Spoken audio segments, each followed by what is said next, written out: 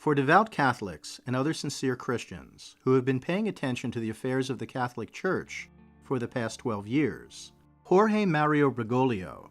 the man known to the world as Pope Francis, was clearly a problem. While celebrated by political liberals and the leftist secular media as a champion of openness and many progressive causes,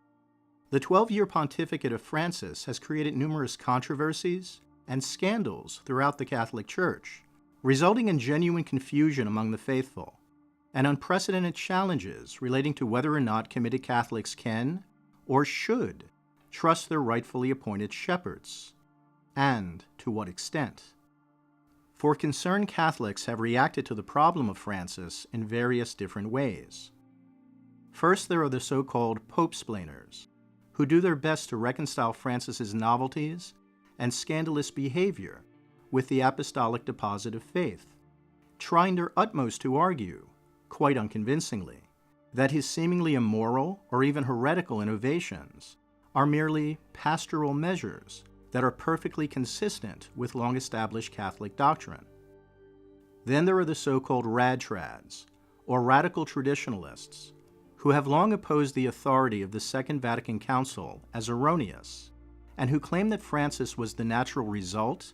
and intended culmination of what Vatican II formally taught. These so-called radtrads, who are a problem in their own right, must at least be credited as the first who sounded the alarm against the very real damage that Francis was causing to the faith, while many otherwise well-informed and leading Catholics seemed blissfully unconcerned, desperately, and quite imprudently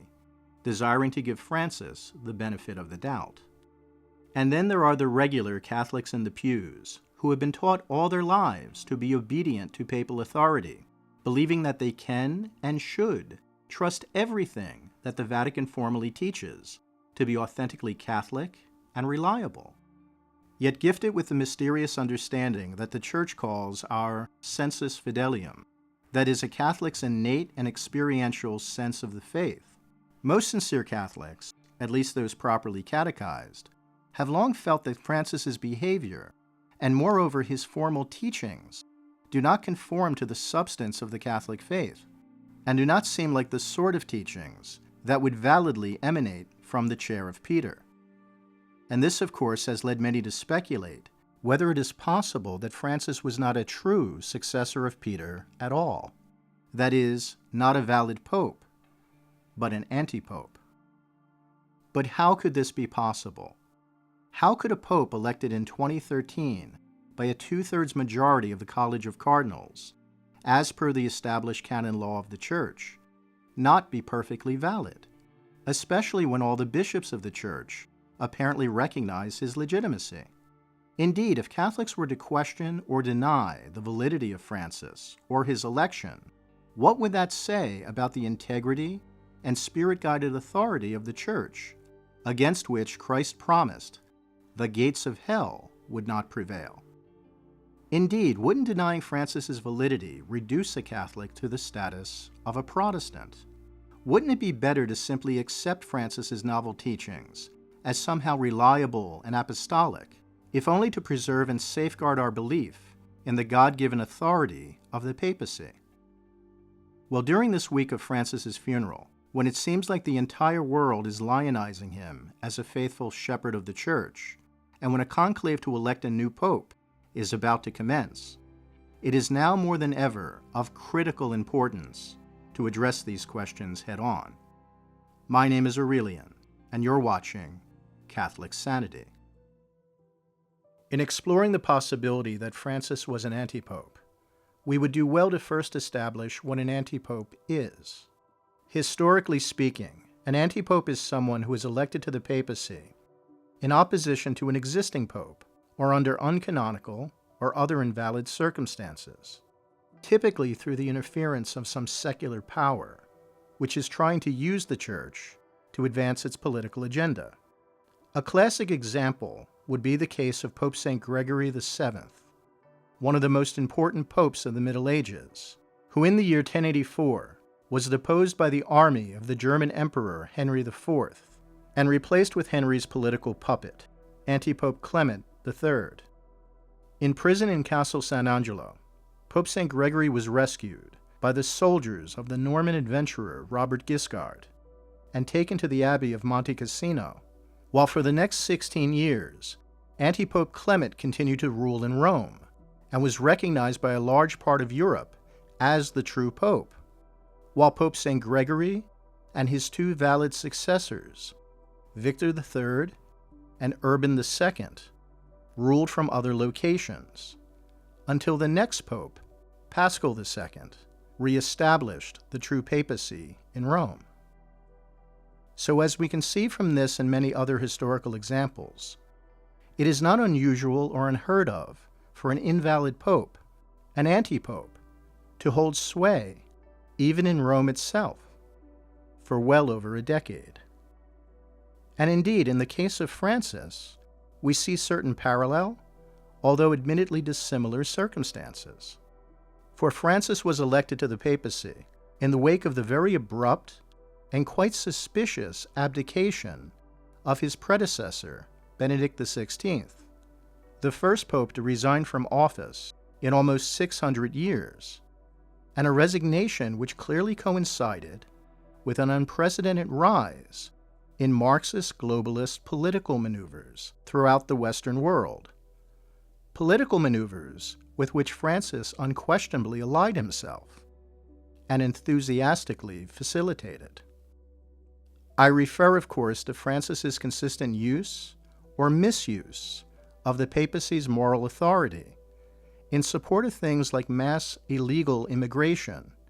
into both Europe and the United States,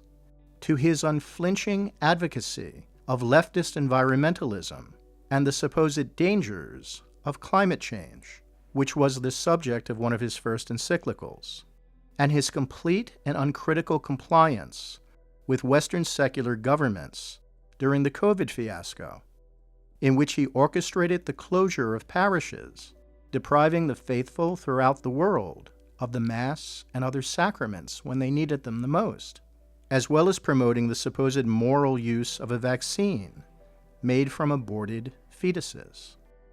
Viewed in totality, one can certainly make the case that Francis was doing the political bidding of the Marxist globalists,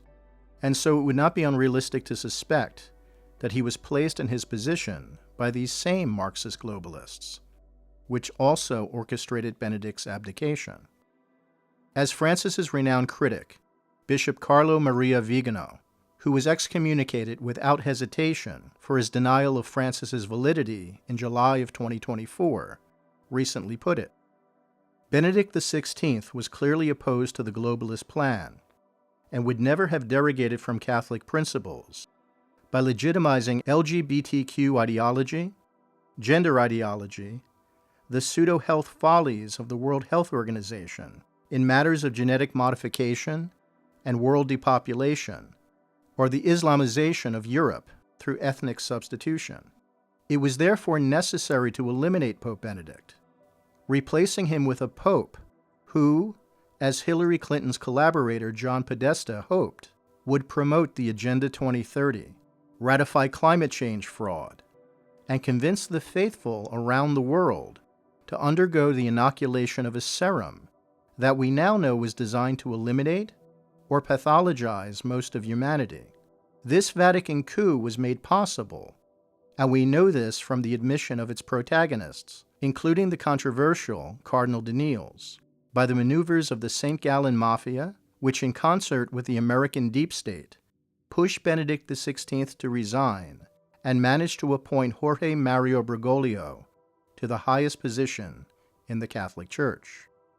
So if what Bishop Vigano is claiming is true, then we are facing the greatest crisis in the Church since the Arian controversy in the late 4th century, in which 80% of the bishops bowed to the wishes of a heretical Roman emperor and so denied the divinity of Christ to suit the political agenda of a secular government.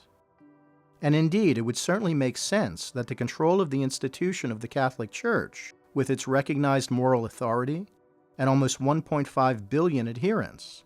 would be a prime target for the forces of Marxist globalism, which also now indisputably dominate, if not completely control, every other institution of the Western world, from government to education to journalism to entertainment to medicine and pharmacology and the like. And indeed, if it is true that Pope Benedict was forced out of office and replaced with Francis by some leftist cabal, which presumably included such notorious political scoundrels as George Soros, Klaus Schwab and the World Economic Forum, the American Deep State, and perhaps also the Chinese Communist Party, then we can say with great confidence that there would be little difference between such a modern political force either bribing, cajoling, or intimidating the College of Cardinals into electing their political agent as Antipope, and a medieval German emperor crossing the Alps with his army to do the same. It would merely be a different style of warfare, a different way for the corrupt secular world to strike and attempt to permanently subjugate the institution of the Catholic Church. So is this what we should believe? Can we know any of this for certain? Unfortunately, we cannot. Indeed, there are those who would simply dismiss the entire possibility of what Bishop Vigano describes as unsubstantiated conspiracy theories. For the simple reality is that we, the Catholic faithful, were not privy to events inside the Vatican which led to Pope Benedict's abdication, nor were we present at the conclave inside the Sistine Chapel during Francis's election in 2013. And so a regular Catholic must admit, in all honesty, that we have no direct knowledge whatsoever about the details which place Francis on the throne of Peter, and we most likely never will. And so for those who suspect that Francis was an antipope, postulating theories like how Benedict remained pope after 2013 because he supposedly only surrendered the ministry of the papacy and not the actual munus or office, or that Francis was set in place by a decades-long scheme of the so-called St. Gallen Mafia, a group of cardinals committed to promoting secular liberalism within the Church. And so his pontificate was null and void because Catholic canon law prohibits any promotion of papal candidates while a reigning pope like Benedict is still in office, even if these theories are true, cannot serve to justify a Catholic's rejection of Francis's supposed authority, because a regular Catholic is in no position to substantiate them. And so does this conclude the matter. Is a regular Catholic simply bound to believe whatever emanates from the Vatican, even if he suspects, and has good reason to suspect, that the institution of the Church has been compromised by the enemies of Christ, apparent enemies who are objectively damaging the Church, and are formally teaching things which unquestionably conflict with the Church's well-established doctrines? Indeed, there are many Catholic voices, including that of the now disgraced Michael Voris of Church Militant, who would warn his viewers on an almost daily basis that to deny Francis's validity was a violation of canon law and thus a grave sin, because a regular Catholic is in no position to judge a reigning pope. But is the position advocated by Voris and others truly the case? Well, it is correct that individual Catholics do not possess the right, as some have done, especially among the so-called radtrads, to take canon law into their own hands and to formally render judgment that Francis is an antipope. This is something only a future valid pope, or perhaps the bishops, under very extraordinary and emergency conditions, hold the authority to do. But at the same time, those who claim that a regular Catholic must therefore simply accept Francis and his problematic teachings, despite a sincere and reasonable belief that these problematic teachings are those of an antipope, are overlooking one important factor, an important aspect of established Catholic doctrine, which, ironically enough, the so-called radtrads have robbed themselves of by questioning the true and binding authority of the Second Vatican Council. I refer to the principle of an individual Catholic's freedom of conscience, which the authority of Vatican II repeatedly affirms that we rightfully possess, even in matters of religion. Indeed, the Council documents Dignitatis Humanae, and Gaudium et Spes advocate an individual's responsibility to follow his informed conscience, even when it differs from established norms, declaring, "For this reason everyone has the duty, and consequently the right, to seek the truth in religious matters, so that, through the use of appropriate means, he may prudently form judgments of conscience, which are sincere and true. It is through his conscience that man sees and recognizes the demands of the divine law. He is bound to follow this conscience faithfully in all his activity, so that he may come to God, who is his last end. Therefore he must not be forced to act contrary to his conscience, nor must he be prevented from acting according to his conscience, especially in religious matters. And, at the same time, however, there is a growing awareness of the sublime dignity of the human person, who stands above all things and whose rights and duties are universal and inviolable. He ought therefore to have the right to act according to the dictates of conscience, and to safeguard his privacy and rightful freedom, even in matters of religion. And so, under reasonable and appropriate circumstances, a Catholic's decision to believe that Francis was indeed an antipope is a matter of his freedom of conscience. In other words, while it is correct to say that an individual Catholic does not possess the right to authoritatively judge or formally depose someone like Francis, an individual Catholic absolutely possesses the right to reasonably conclude for himself that Francis must be an antipope, and to share his very honest and substantive conclusions with his fellow Catholics, even at large. This would be a matter of his freedom of conscience, and the duties and responsibilities which naturally result from it, which no one in the Church possesses the right to deny him, especially if he cannot be reasonably corrected using objectively discernible facts. And so a Catholic is perfectly free to believe that Francis was an antipope, provided that he does not publicly violate canon law, which all Catholics are obligated to obey. In other words, a Catholic must recognize that no matter what occurred during the conclave of 2013, Francis was legally elected by a 2/3 majority of the cardinals, making him a legitimate pope. But just because Francis was a legitimate pope does not necessarily mean that he was a valid pope. This is an all-important distinction, and it is in this specific area that a Catholic possesses the full right and arguably the duty to conclude that Francis was indeed an antipope. Here we must, of course, be guided by the words of the Lord Jesus himself, who in Matthew 7:15-20 gave us very clear instructions for how to recognize a false shepherd. "Beware of false prophets who come to you in sheep's clothing, but underneath are ravenous wolves. By their fruits you will know them. Do people pick grapes from thorn bushes, or figs from thistles? Just so, every good tree bears good fruit, and a rotten tree bears bad fruit. A good tree cannot bear bad fruit, nor can a rotten tree bear good fruit. So by their fruits you will know them." And so what are the fruits produced by the 12-year pontificate of Francis? Were they good fruits, or were they unquestionably evil? Fruits which caused very real damage to Christ's holy church. Even setting aside the doctrinal damage that Francis has caused, which is considerable, seriously undermining the reliability and moral authority of the ordinary magisterium, which we will address in good order, one would be very hard-pressed to explain how some of his actions as Pope were not directly designed to harm the Church and to neutralize the authority of the apostolic faith.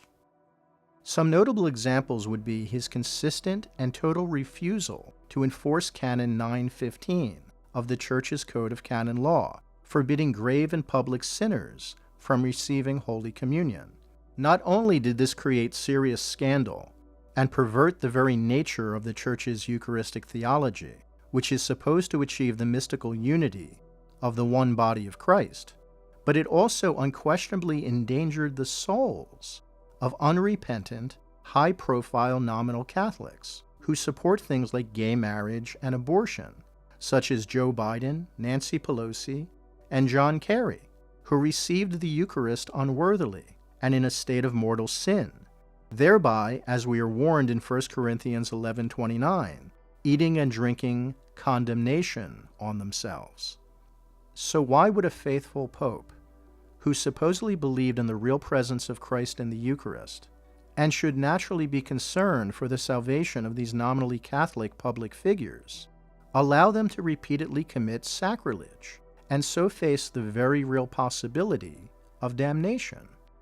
Unless, of course, this supposed pope did not believe what Catholics believe about the Eucharist at all.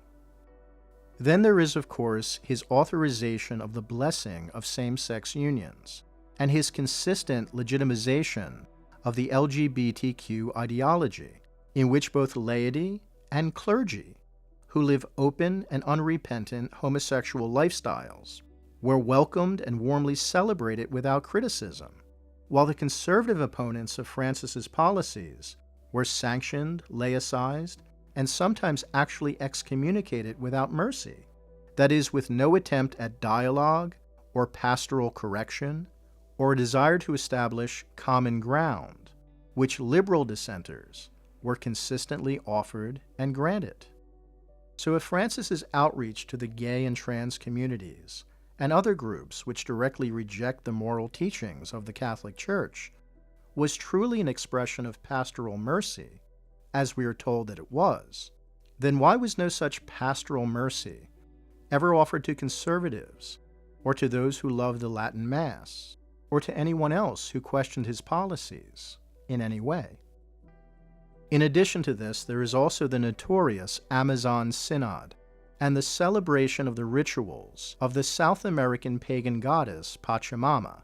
in the sanctuary of St. Peter's Basilica itself. While once again presented as an expression of openness and inclusivity, Francis's actions were not only scandalous, but objectively idolatrous, something that no serious Christian can possibly deny. Then, of course, there was the case of the famous religious artist and Vatican darling, Father Marco Rupnik, who was tried and found guilty of sexually molesting and deflowering an order of nuns, for whom he was appointed to serve as spiritual director. Though convicted of this heinous and inexcusable crime, Rupnik was not only graciously pardoned by his very good friend Francis, but also reinstated as a priest in good standing, while the victimized nuns were reportedly commanded to remain silent and stop causing trouble over the sexual abuse that they suffered. Again, does this seem like the behavior of the compassionate and caring shepherd that Francis supposedly was?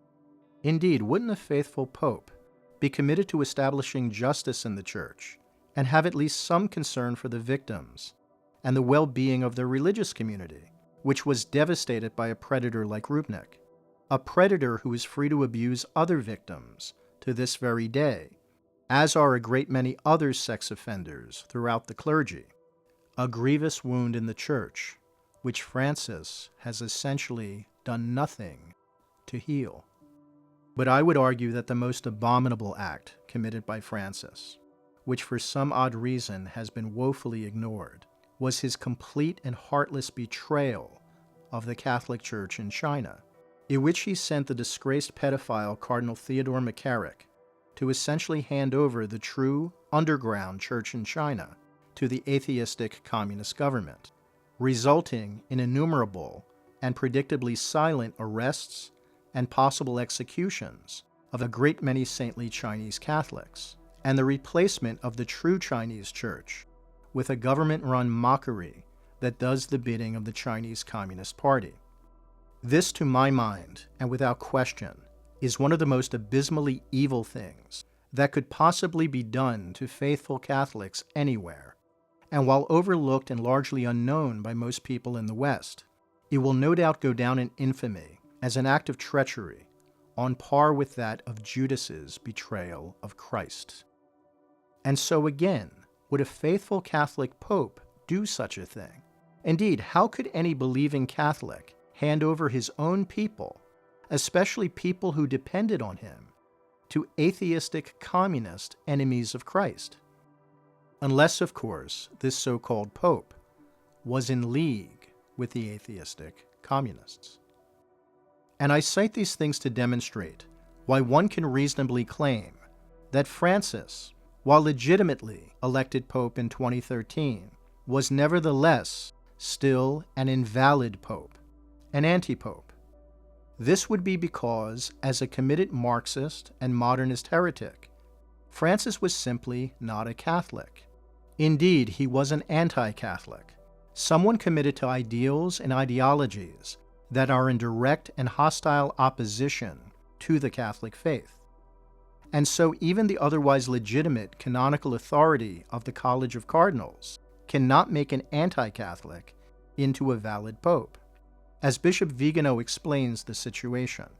the cardinal who is elected in a conclave as the successor of Peter must express his acceptance and consent to assume the functions proper to the papacy. I believe that Bergoglio's acceptance of the papacy was flawed because he considered the papacy something other than what it is, like the spouse who marries in church, excluding the specific purpose of marriage, therefore nullifying the marriage, precisely due to his defect of consent. And so, despite the legitimate context of his election, Francis's religious beliefs and intentions, which were not authentically Catholic, but directly opposed to what is Catholic, nullified the very nature of his supposed papacy, rendering it invalid, just as a Catholic bridegroom who has no intention to be faithful to his bride automatically nullifies his marriage. The situation would be tantamount to the College of Cardinals electing a committed Muslim to be pope. Clearly, this Muslim could not be a valid pope, especially if his intention would be to impose the tenets of Islam on the Catholic Church, Islamic tenets which are directly at odds with the apostolic deposit of faith. And if this would apply to the religion of Islam, it applies just as much to the religion of liberal modernism or Marxist ideology, neither of which can be made binding on the Catholic faithful. And so, put simply, Francis was an invalid pope because, as his fruits clearly display, as per Matthew 7:15-20, he was an anti-Catholic, liberal modernist who never intended to be a true pope, that is, to carry out the Christ-given ministry of St. Peter, which is to preserve the universal church in unity and orthodoxy. Rather, he intended to do exactly the opposite, to promote an agenda of liberal modernist heresy and to undermine the foundational principles of the Catholic faith in the service of Marxist globalism. In moral theology, we call this a mens rea, or a defect of consent, the mentality and intention of someone who is not truly in communion with the Catholic Church, the church he was elected to lead, but which is in fact its sworn enemy, a subversive impostor who acts in the place of the Vicar of Christ, but with the committed intention to undermine the Lord's church and attempt to destroy it from within. And nowhere has Francis done more lasting damage to the church than in the area of certain formal teachings, which are, at present, accepted as the officially binding positions of the Catholic faith, but which are clearly at odds with previously established, centuries-old Catholic doctrines. Among Francis's untenable innovations are the Vatican's declaration as of 2018 that capital punishment is supposedly morally sinful, which is now enshrined as item 2267 of the Catechism of the Catholic Church, but which stands in direct opposition to inspired scripture, the unanimous teachings of the Church Fathers and the Doctors of the Church, the Ecumenical Council of Trent, and innumerable statements from popes throughout the centuries, which all maintained that a secular government possesses the right to execute criminals who have been judged and found guilty of capital offenses. Yet Francis's novel teaching against the licit nature of capital punishment, which the current catechism attributes to an increasing awareness of how it supposedly represents an attack on the human person, was obviously designed as a test case for changing other well-defined Catholic teachings. For in establishing such a precedent, using an unsavory subject like capital punishment, which modern, politically conscious prelates would not likely go out of their way to defend,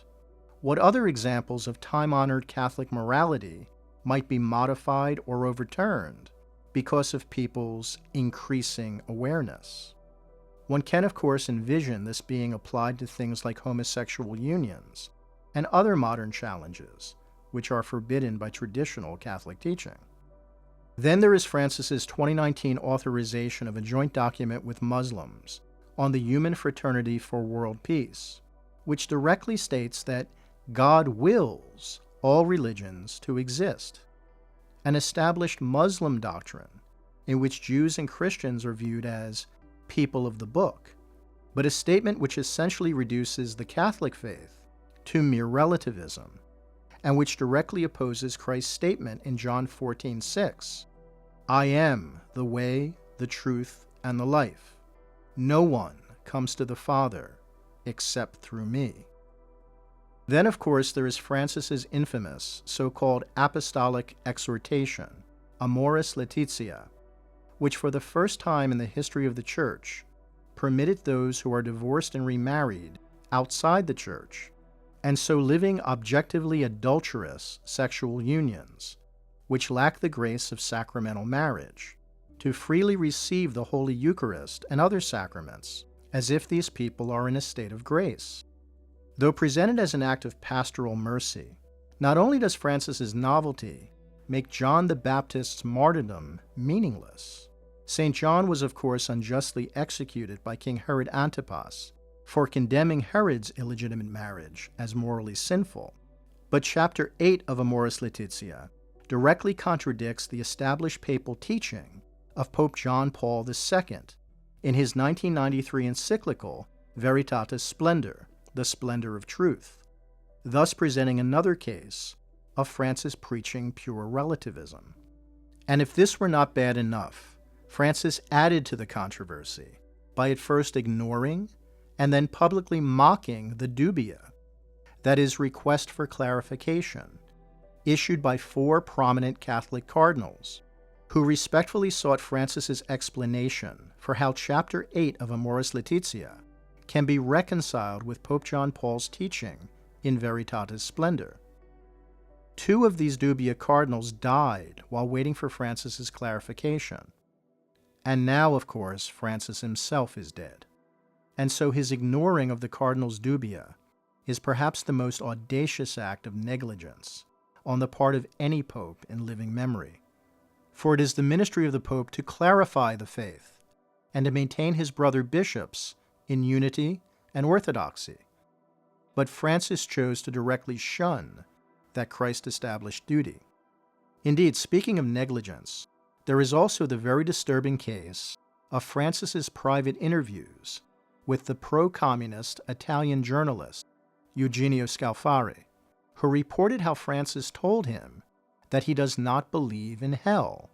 but that the souls of all good people, whether Christians or not, simply merge with God, while those of evil people dissolve into nothingness. In a separate interview, Francis also related to Scalfari the classic modernist heresy that Jesus supposedly did not know who he was, that he did not know that he was God. All of these statements are, of course, thoroughly heretical and have long been formally condemned by the Catholic Church. Yet when Catholic journalists and other interested parties contacted the Vatican to respectfully ask if Scalfari's reports were in fact true and accurate, Francis offered no reply whatsoever, leaving the Church in doubt and confusion, while continuing to grant Scalfari private interviews and treating him as a preferred and trusted journalist. Francis never denied anything Scalfari reported, and so what any reasonable person must conclude is that Francis truly did make these statements, illustrating that he was, in fact, an avowed modernist heretic. And while his statements to Scalfari are revealing and very disturbing, they are of course not part of Francis's ordinary magisterium. However, his novel condemnation of capital punishment, his declaration that God actively wills all religions to exist, and his relativistic and objectively imprudent and arguably even immoral exhortation, Amoris Laetitia, most certainly are the product of the ordinary magisterium of Francis's supposed papacy, and thus the officially binding teachings of the Catholic Church. That is, if Francis's papacy was valid. Indeed, if it was valid, then anyone who disputes or denies these formal teachings has essentially separated himself from the authority of the Catholic Church, and so is in the very same position as some liberal dissenter against Catholic doctrine,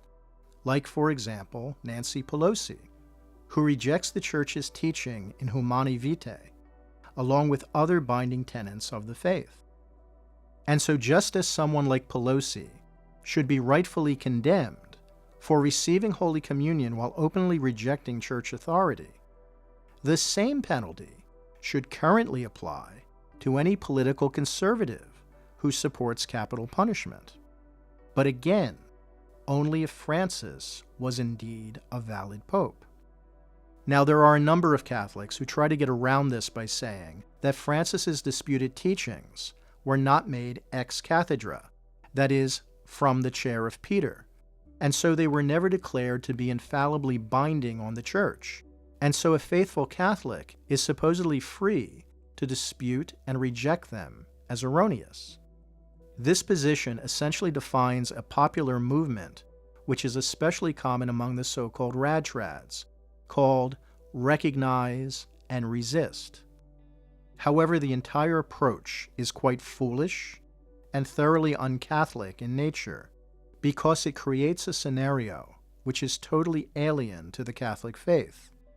which is the concept that a true pope is capable, even in his ordinary magisterium, of formally teaching error,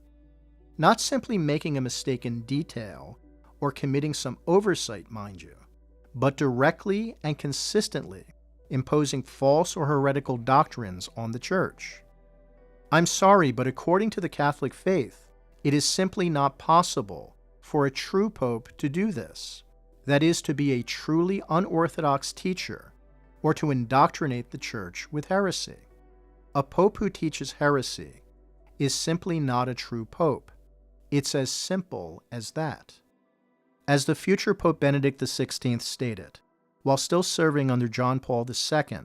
as Cardinal Prefect of the Holy Office in his teaching Donum Veritatis, it would be contrary to the truth if, proceeding from some particular cases, one were to conclude that the Church's magisterium can be habitually mistaken in its prudential judgments, or that it does not enjoy divine assistance in the integral exercise of its mission. And indeed, it is equally erroneous, as many have gotten used to doing over the past 12 years, and as the so-called radtrads have done for quite some time in attempting to justify their dissent from Vatican II, to state that we are not bound by the Pope's ordinary magisterium, but only by a clearly infallible ex cathedra statement, and that we may dispute or reject anything short of an infallible ex cathedra statement. But it is simply not Catholic to believe such a thing. Rather, the position of the Catholic Church is very clear, that we are bound by absolutely everything that the magisterium of the Church formally teaches, whether by an ex cathedra statement or even through the ordinary magisterium. For example, as the First Vatican Council in 1870 indisputably teaches, all those things must be believed which are contained in the written word of God and in tradition, and those which are proposed by the Church, either in a solemn pronouncement, that is, an ex cathedra declaration, or in her ordinary and universal teaching power, to be believed as divinely revealed. So a true Catholic simply has no choice in the matter. For example, no true Catholic would claim that he is free to dismiss or reject the binding authority of Humani Vitae, which is the foundational teaching for the Church's position on sexual morality in the modern age and the basis of the so-called pro-life movement. On the contrary, we would say that those who do reject the authority of Humani Vitae are simply not Catholics in good standing. Yet Humani Vitae is not an ex cathedra pronouncement,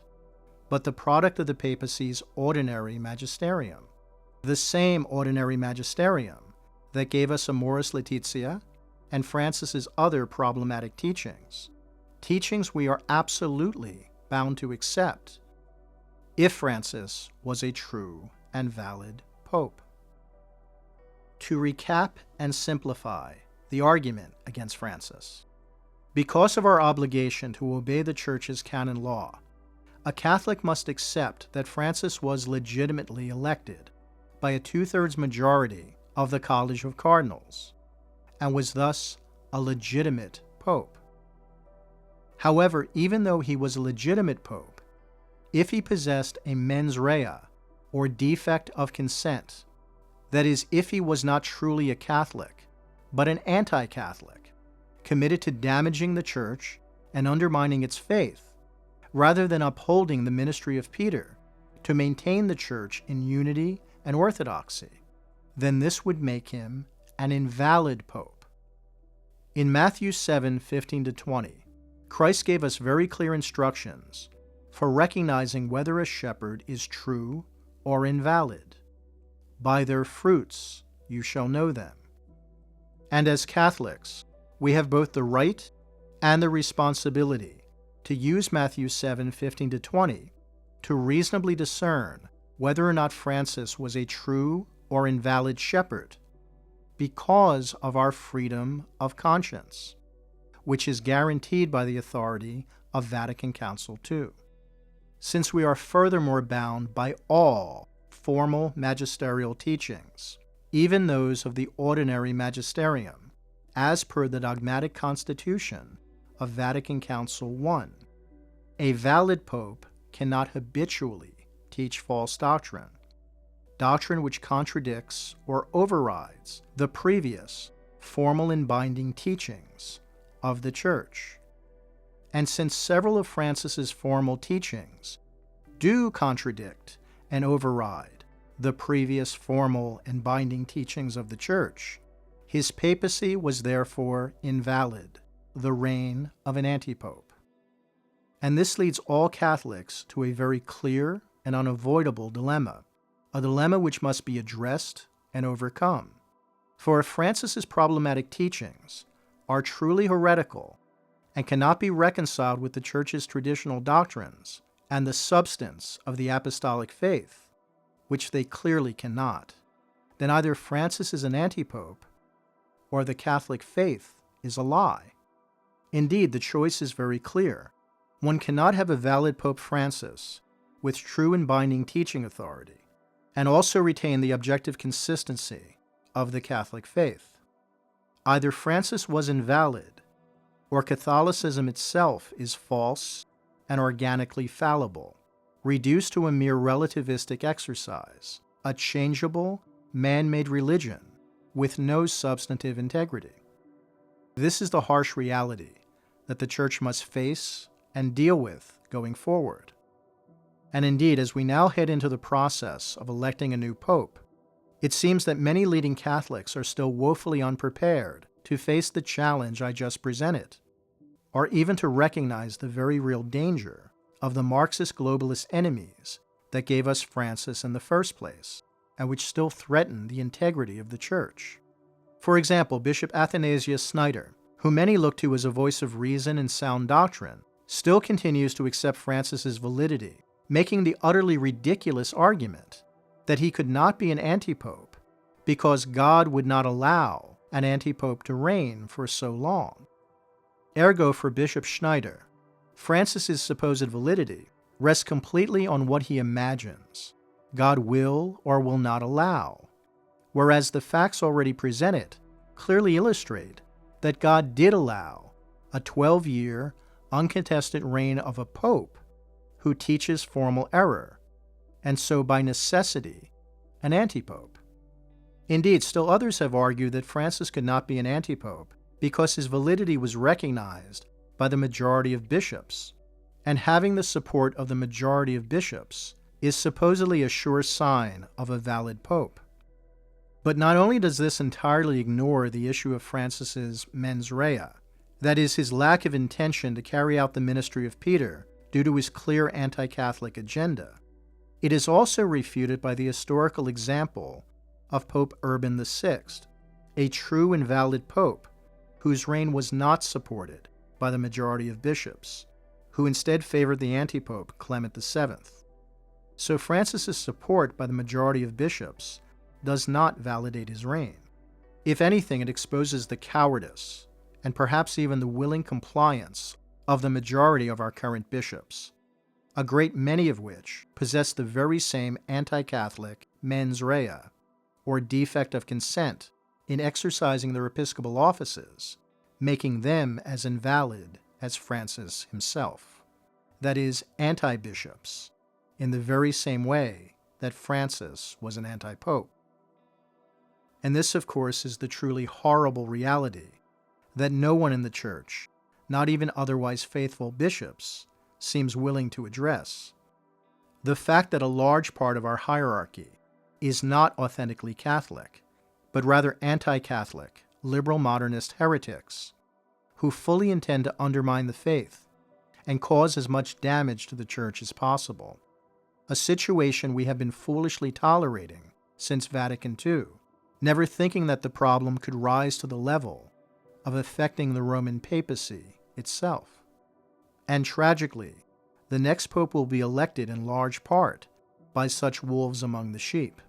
For of the present 135 cardinal electors, 108 of them were appointed by Francis himself, and so are presumably his agents. In fact, as of the making of this video, a directive has been leaked from the gathering conclave in Rome that the next pope must be inspired by the vision of Francis. So where does that leave us? Quite frankly, with a very uncertain and deeply concerning future. For if the next pope is a valid pope, one would hope that he will anathematize Francis and nullify the errors he imposed on the Church. But if the next pope does not do this, then he is most likely yet another antipope. And as Cardinal Gerhard Müller recently warned, his reign will initiate a schism between faithful Catholics and false ones, a perhaps long overdue separation between the sheep and the goats. But whatever may happen in the coming weeks, a Catholic must cling to the promise of Christ that his Church will always prevail,